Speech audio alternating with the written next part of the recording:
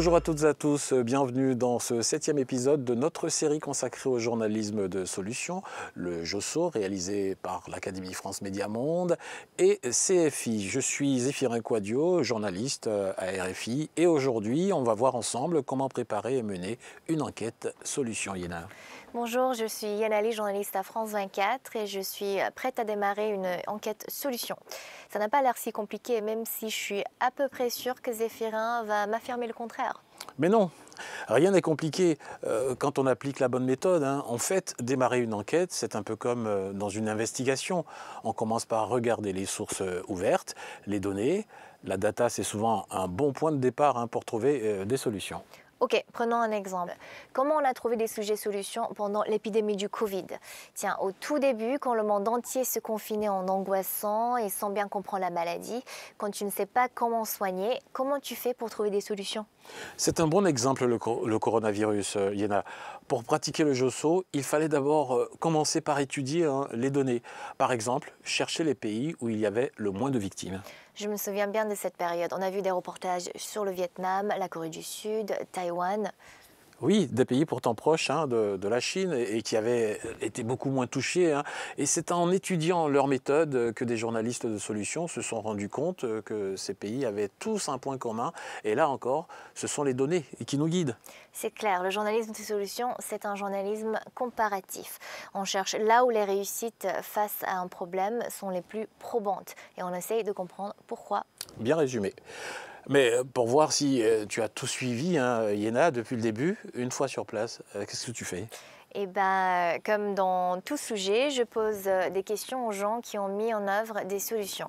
Des questions classiques, qui, quoi, où, etc. Et surtout, comment? Comment vous faites? Comment ça marche? Comment on y arrive? Comment on accélère? Comment on freine? Comment? Et comment donc? Mais comment dire, il n'y a pas que 50 nuances de comment. Il y a des multitudes de questions à poser et surtout, il y a des façons différentes de les poser. C'est-à-dire? Oui, c'est une bonne question là aussi, c'est-à-dire, mais il y a aussi comment est née cette idée, en quoi c'est nouveau, quelle est la première chose à faire pour la mettre en œuvre, votre idée, comment ont réagi les gens concernés, et qui était contre, quels étaient leurs arguments, et votre réponse, est-ce que votre idée, ça marche en raison de votre environnement, qu'est-ce qu'il faut pour que ça marche ailleurs, qu'est-ce qui ne fonctionne pas bien, qu'est-ce qui ne fonctionne pas du tout, par exemple. Carrément, mais tu fais pas un peu trop là? Parce que en plus, avec toutes ces questions sur ce qui ne marche pas, c'est limite une enquête à charge. Il suffit de demander avec le sourire.